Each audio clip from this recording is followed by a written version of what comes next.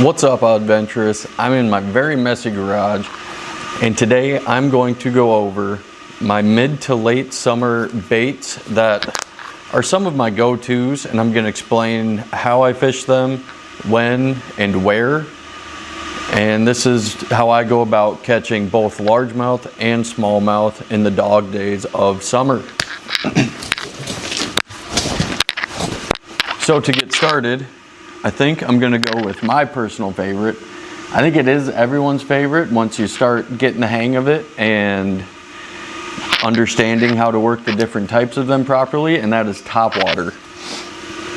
My go-to favorite is the Head-On branded spook. This is the Super Spook Junior. A lot of the lakes I fish don't have much fish bigger than 2 or 3 pounds. And this guy with that walk the dog technique, as you saw in the river video, can be deadly. It's nice, it's slow, it's subtle. If something's following it, you can pause it, and that pause usually gets a good strike, and if it misses it, you can work that bait in place really well without overdoing the action and scaring the fish away.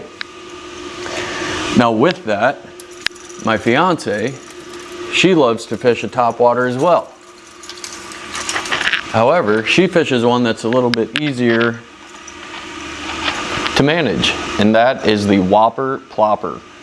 I don't know if that's the brand of this one. This is El Chapo, but it's the same concept for all brands.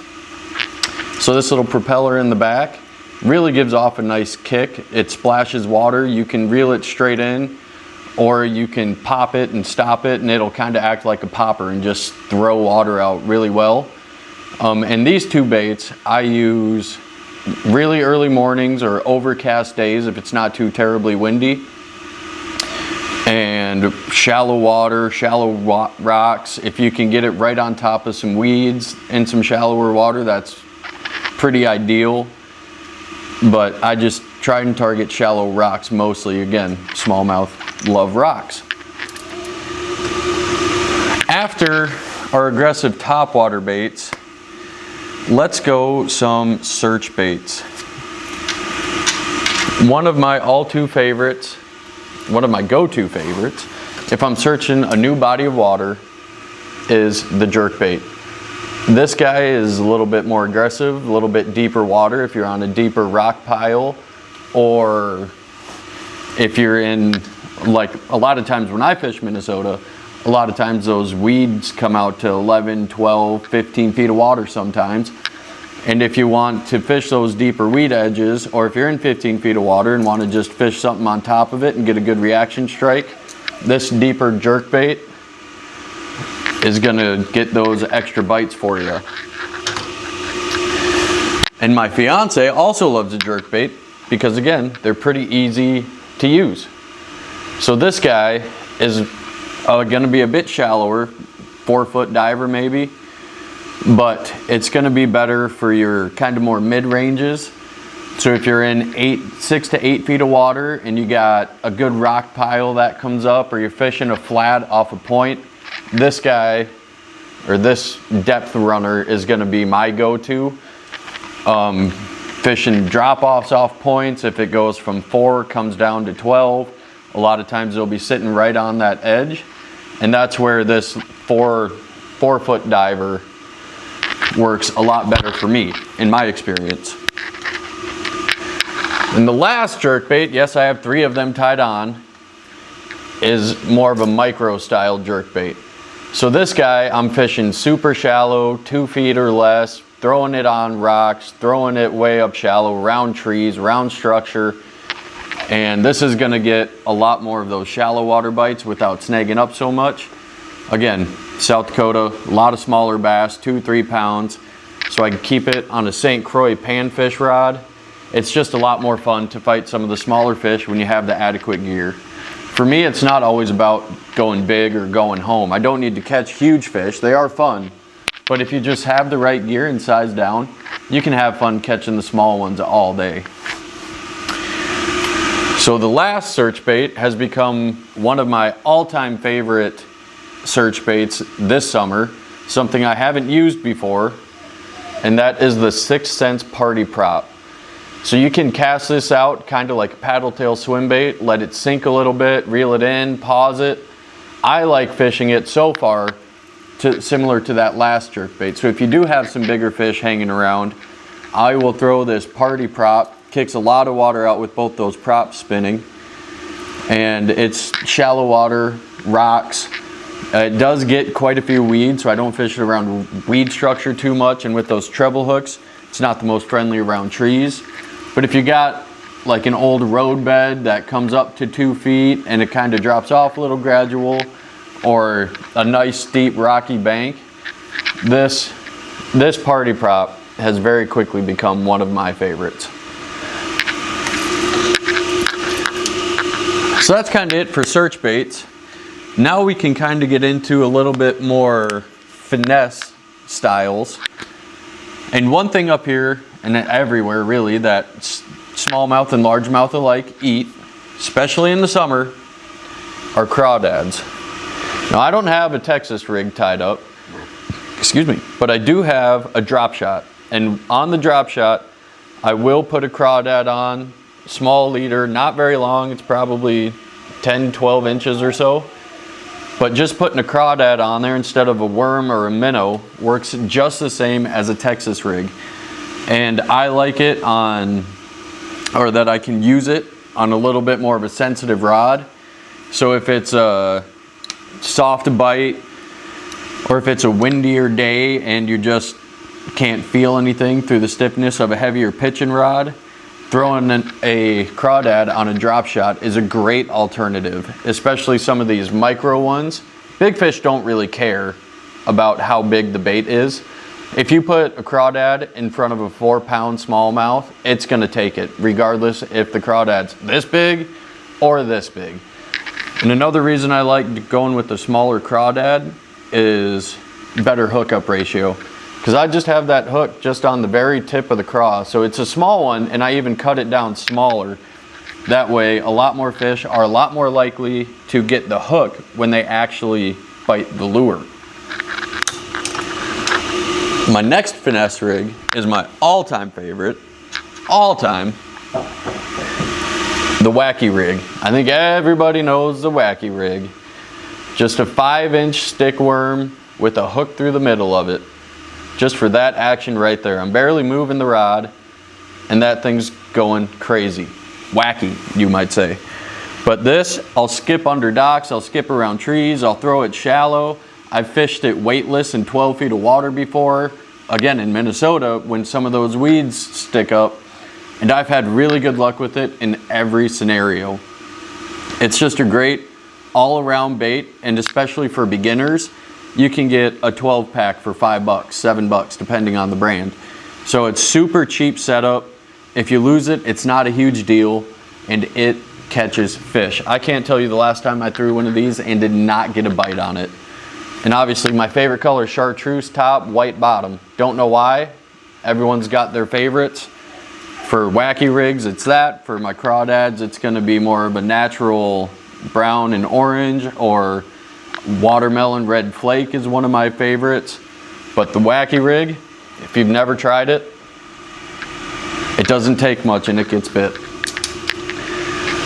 Another kind of borderline finesse presentation is the paddle tail swim bait. A lot of professional anglers are really getting into sizing down smaller baits, more finesse, and that is what I use this guy for. However, I'm not hard into live scoping. I have one on the boat, but I usually fish with 1 or 2 other people. And if you're just glued to that live scope, it's really only good fishing for whoever's using it. So this swim bait is more so, again, for shallower structures around rocks or weeds. If you do go out deeper, you can let this little thing just sink for a while. Got the tungsten VMC jig head with the, I believe it's Rapala Mare firecracker. And this color, paddle tail, holy cow. I've caught 25-inch walleye on it. I've caught 3-4 pound smallies on it.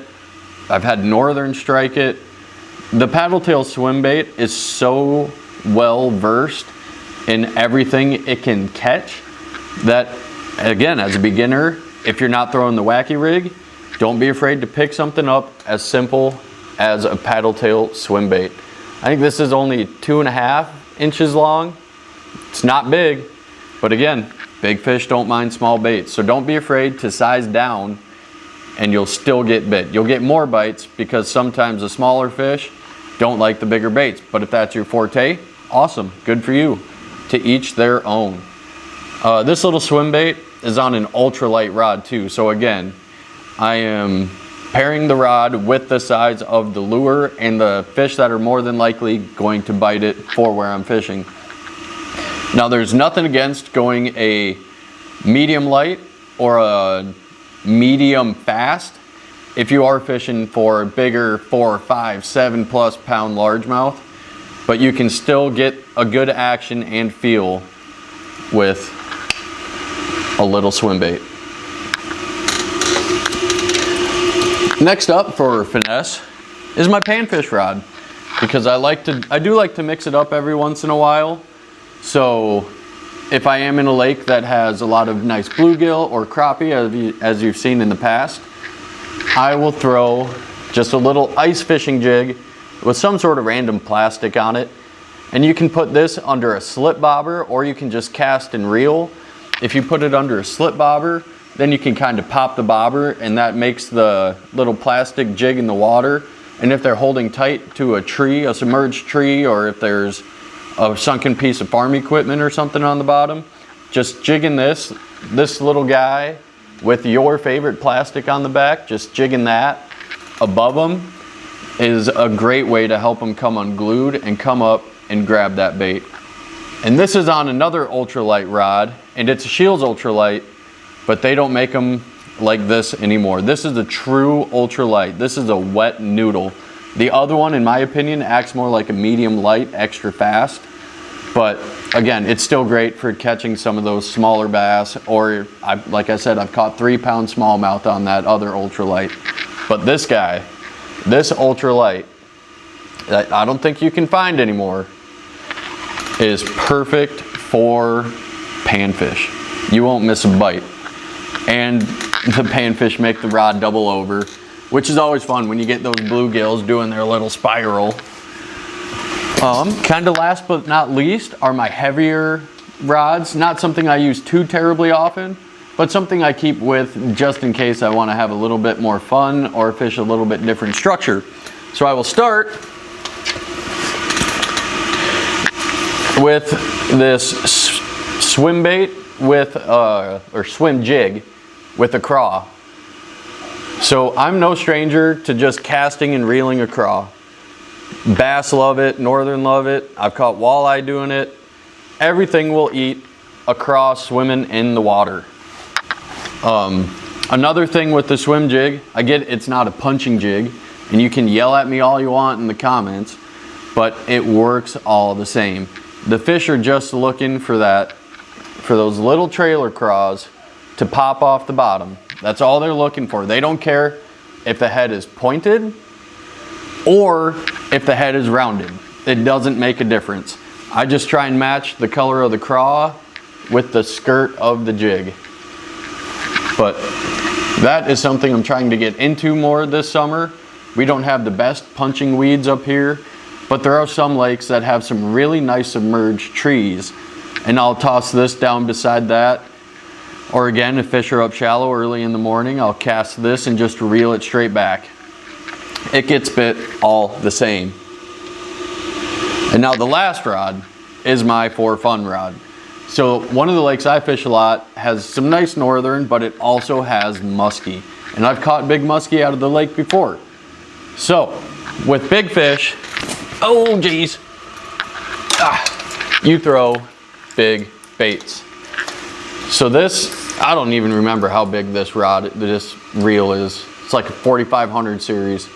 But you can see how dirty it is. I don't throw it too terribly often. But I love the Daiwa brand reels, and I know that if I were to pick it up and just start throwing it tomorrow, which I probably will this coming weekend, it's gonna run flawlessly. Daiwa, hats off to you. I believe 1, 2, 3, 4, 5, 6, like 7 of my spinning reels are all Daiwa branded. My bait casters are an Abu Garcia Black Max, cheap bait caster. I've had it forever and it works great. And an Shimano SLX DC. This is the first Daiwa bait caster I've had, and it performs just as well as the SLX, I would argue, all day. Anywho's, with it is this 7-inch glide bait. Now, where I'm at in South Dakota, it's not very common to get bit by a largemouth or smallmouth on a bait this size. However, if you've never had the opportunity to throw something like this, it is an experience. I do recommend it. It is very fun to watch it glide through the water. It makes really big sweeping movements. It's a bear on your shoulder to cast it all the time though. So I think I will throw a little bit smaller glide bait on here when I break it out. But having something like this, just if you're bored, just to throw it out just for fun, just to watch it swim, it helps the day go by a little bit if the bite's being finicky. So that is my midsummer setup. Those are just some generic go-to lures that I have always caught fish with. Most times of the year, if I'm being honest, but in the summer is where I use them predominantly. That's where they shine. And if you have any other go-to lures that maybe I didn't mention or something different, little off the wall, besides the Koiki bait. Anywho's, I'm all for new methods of fishing. I think opening your horizons and trying different baits is great. I think it helps round you out more as an angler. As you can tell, I don't do walleye fishing very often, but I have done jigging wraps. I have popped lipless crankbaits off the bottom. Like, just being able to have those in the arsenal is huge. So again, if you got some ideas for me, send them my way. I'll tie them on and I will be more than happy to give them a try. With your lure, give me a little advice on how you fish it, around what structure, what's your cadence? Are you popping it hard like a jerkbait? Are you kind of finesse popping it like a wacky rig? Are you just burning it straight in? Do you real slow, real quick, slow, pulse it?